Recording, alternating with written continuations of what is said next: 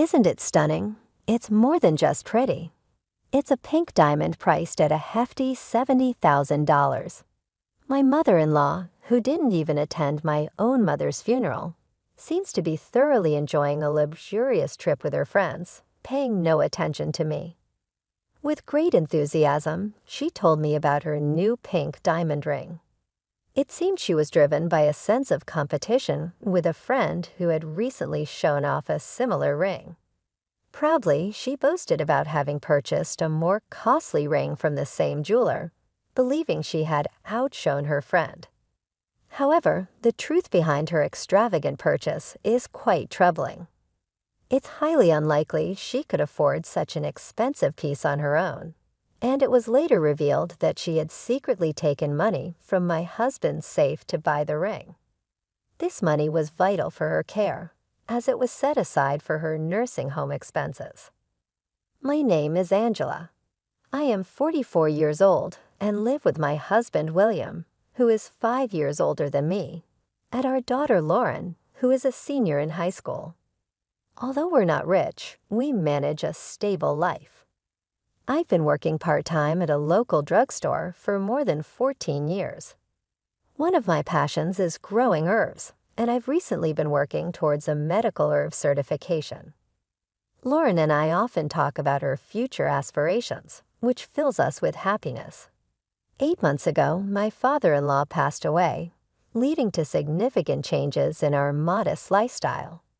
According to his will, my husband William inherited the house, and the cash went to my mother-in-law, which was meant to cover her nursing home costs. Despite this, she tearfully pleaded to live with us in the house, and after much discussion, we agreed to let her stay for a year while we looked for a suitable place for her.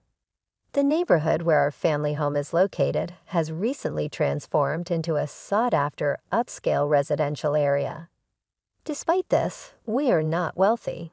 The land has been in our family for years.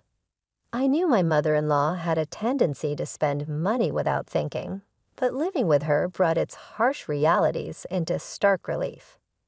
As my husband William left to buy groceries for dinner, my mother-in-law casually approached me on our first day living together. "Angela, could you lend me some money? I'm going out, and just in case I need a bit extra, could you give me $1,250 for now?" she asked, pretending it was for buying dinner. I hesitated, wondering just how many groceries she intended to buy with the amount she asked for. Against my better judgment, I handed her the money. 3 hours later, she returned home by taxi, her arms full of bags from a high-end department store, overflowing with costly deli items and sweets. Tonight we feast. I wanted to try these side dishes. They're supposed to be delicious. "And we have desserts too," she exclaimed with pride. Curious, I asked, "Mother, how much did all this cost?" She responded nonchalantly, "Well, let's see. I went a bit over because of the taxi, but I covered the extra, so it's fine." Her proud declaration left me speechless, and I realized this was just the beginning of what would become my biggest challenge. Managing finances became increasingly difficult after we moved into the family home. While my father-in-law was alive, we used to order groceries online and pay with his credit card. Learning from my initial mistake of handing her large sums of cash, I no longer trusted her with shopping and kept our wallets in a locked drawer. Dissatisfied with not having free access to money, she ceased doing any housework, focusing only on caring for the flowers at the entrance. Despite receiving a monthly allowance of $1,500, she quickly squandered it on clothes, beauty salon visits, and casual outings for meals or coffee with neighbors. By mid-month, she was often penniless, leaving us to cover her expenses. She typically ran out of money mid-month and would ask for more. Frustrated by her reckless spending, especially since I was trying to save for my daughter's education, I calmly explained to her the limits when she asked for extra cash for a lunch date with friends. Even William, who earns a salary, gets an allowance of $1,500. I can't justify giving you more than we give someone who's working. Please try to manage it better, I told her. Unhappy with my response, she retreated to her room, and I suspected she might ask William for money later. The money for her allowance was meant to support her future care in a nursing home. If we kept giving her more, it would ultimately be to her detriment. When William got home, I shared my concerns with him. "Did your mother ask you for extra money again?" I asked. He nodded. "Yes, she did, but it's hard to be strict with her. She feels lonely without her dad around, and she's always been a bit vain. I want to keep her happy, at least while she's living with us," he said. I understood his sentiment but pointed out, "Your kindness might not really be helping her in the long run, and it could backfire on us too."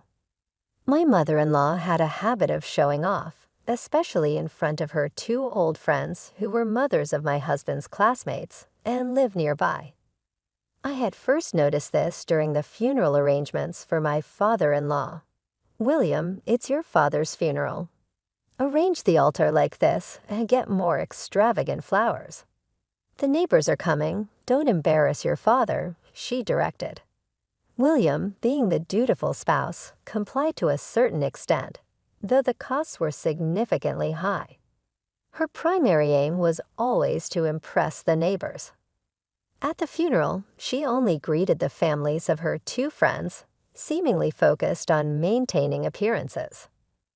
One day, after she returned from lunch with these friends, it became even more apparent how much she felt the need to keep up with people from a more lavish lifestyle. She returned home with a gleam in her eyes, clearly excited. Today Doris showed me a ring worth $25,000 that her husband bought for their golden wedding anniversary. "I've never seen a ring that expensive before. It's a fantastic gift," she exclaimed. Then, with a hint of superiority and a dose of sarcasm, she turned to me and said, "You don't have such wealthy friends, do you, Angela? You'll probably never see anything like that in your lifetime." Her words were designed to belittle me. As she continued, "Angela, you're so plain. Why don't you wear some makeup? Have you ever been to an upscale lunch?" It was all about trying to make me feel inferior. I tried to brush off her comments, but her attitude toward me grew increasingly hostile, particularly after I had refused to give her more money following the settlement of my father-in-law's estate and our search for a nursing home. Around the same time, my mother's health dramatically worsened. When my sister and I hurried to the hospital, the doctor told us that she had about 4 months left to live due to advanced cancer. She was in a delicate state and could decline at any moment. My mother had occasionally mentioned feeling unwell previously, but she was a person who rarely showed any signs of vulnerability. I deeply regretted not having been more attentive to her condition. I asked my sister to stay with her while I returned to her apartment to gather some clothes and other personal items. As I packed a large bag in her bedroom, I found some cash in a drawer, likely set aside for her monthly living expenses. I decided to take the cash with me, intending to quickly shower and then head back to the hospital to be with her.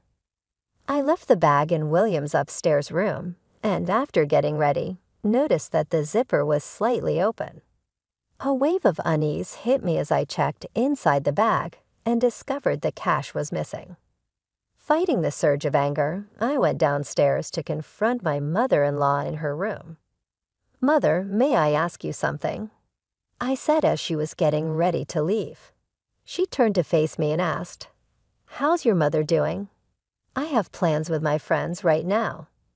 I pressed on, "The money that was in the bag in our room, you have it, don't you?" "That money belongs to my mother. Please return it." "I don't know what you're talking about. I never go upstairs." "Are you accusing me of stealing?" She snapped back, brushing past me to head for the door. "I'm going out for a fancy French dinner with my friends tonight, so I don't need your poor excuse for a meal." Give my regards to your mother, she added with a smirk, leaving the house and leaving me in shock. Just then, Lauren, my daughter, came home and noticed my distress. "Mom, are you okay?" she asked, seeing the turmoil in my eyes. "Your grandmother's money. My mother-in-law took it." I can't confront her without evidence. I confessed as tears began to naturally fall. Lauren gently stroked my back to calm me down. I've seen her sneaking down from upstairs before. To think she would stoop to taking your grandmother's money, I can't forgive her. "But how's Grandma?" "If you're going to the hospital, I'll come with you. Let's think of a way to deal with this," she proposed, her words buoying my spirit slightly despite the circumstances. As we walked to the car, Lauren's support lightened my heart a bit. Despite feeling sorry for my father-in-law, I realized that I needed to protect my family in my way. A few days later, however, my mother's condition suddenly worsened, adding another layer of urgency and distress to our already strained situation. This unexpected turn forced us to rally together and put family first, showing strength in the face of adversity and reevaluating our priorities and the dynamics within our home. In her final days, my mother was often lost in a daze, though there were moments when she was startlingly clear-minded. I took every opportunity to express my gratitude to her for the way she raised me. Her love, her encouragement of Lauren's dreams, her support for the plans William and I had for our future, and her companionship into our old age. Though she couldn't speak much, her eyes would sometimes sparkle with understanding, and she'd nod gently as I spoke. During these emotional days, I remembered a significant conversation with my father-in-law before he passed. He had contemplated divorcing my mother-in-law due to her extravagant habits, but held back to avoid burdening William and me. He had made me promise to sell the house and move my mother-in-law into a nursing home after his passing. This was because her spending had gotten out of control once William began kindergarten, influenced by living in a wealthy area and the pressure to keep up with affluent neighbors. She seemed to have deluded herself into believing she was wealthy, perhaps spurred on by William's success at a prestigious company. Reflecting on this, I regretted not following through with his wishes sooner, which might have prevented the unfortunate incident with my mother's money. When the time came, William and Lauren were there for my mother's final moments, but it was my sister and her husband who were with her at the very end. After her passing, as we prepared for the funeral, my mother-in-law was conspicuously absent. I decided to extend one last gesture of kindness towards her by conducting a small, quiet funeral without her presence. I tried reaching her, but she didn't answer her phone, and it seemed she had stayed out all night. When she finally returned, it was with a light-hearted demeanor, untouched by the somber events. "My condolences for your loss. It must have been hard," she greeted me, seemingly oblivious to the depth of our grief.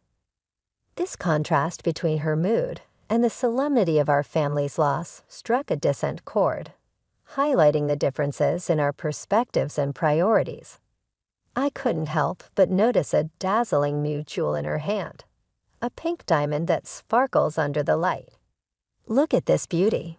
Isn't it gorgeous? It cost $70,000.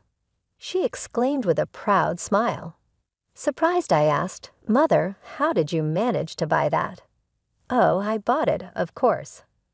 Doris introduced me to a boutique in Philadelphia, USA, that you can only visit by reservation. So I went there for an overnight trip with my friends. The hotel we stayed at was lovely, and the meals were divine, she replied.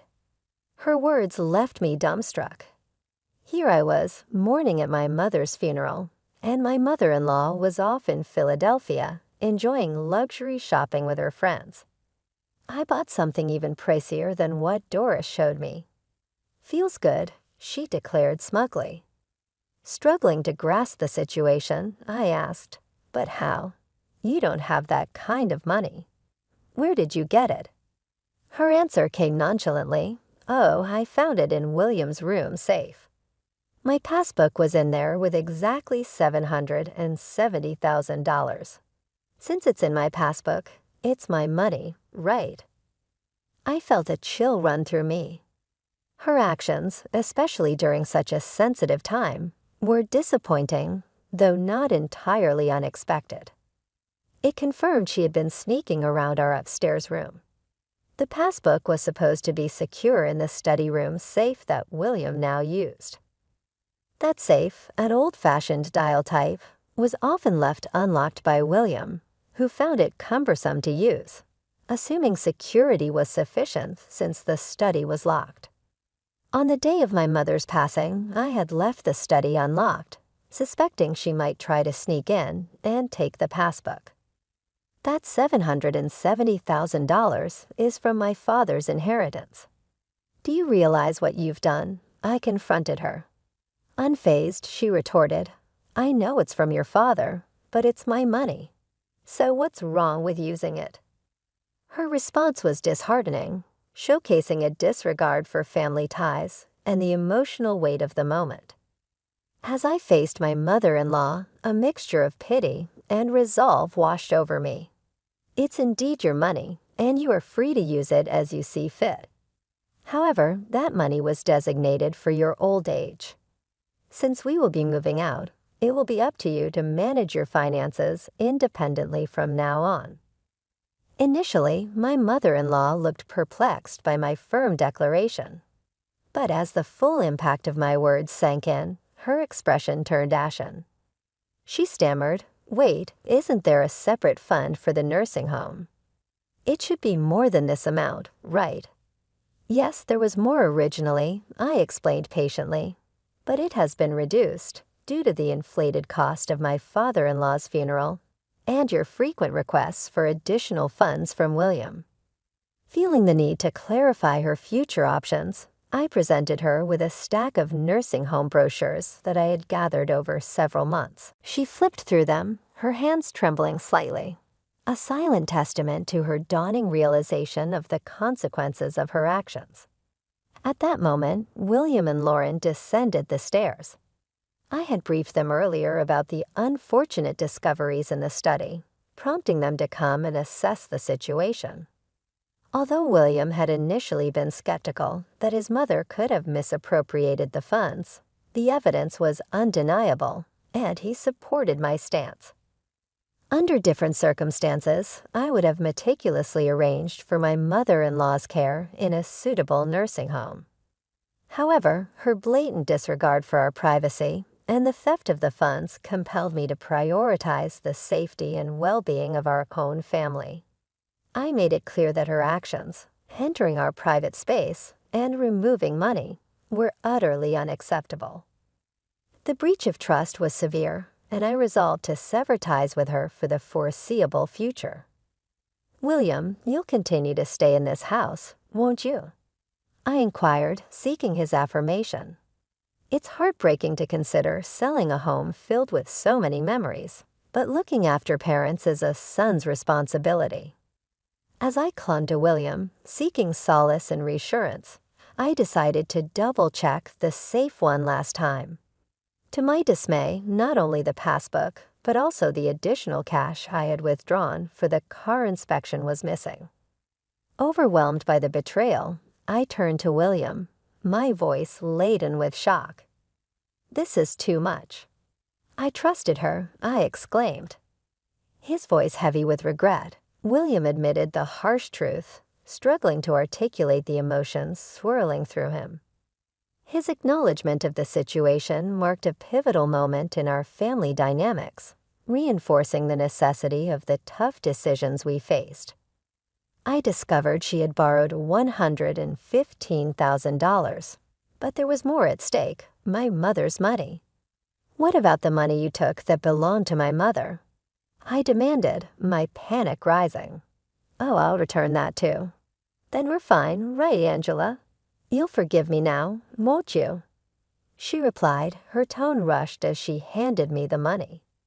Still evasive about the $70,000 ring until the very end, Not once did she offer an apology for the distress she caused regarding my mother's funds. "I'm sorry, but I can't live with you anymore. I need to protect my own family from now on," I declared resolutely. She broke down crying, clinging to William, who was overcome with a mix of sorrow and frustration. William acted decisively amid his grief.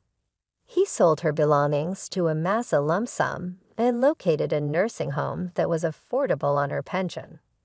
The facility was far from our family home, far enough that I probably wouldn't see her again in my lifetime.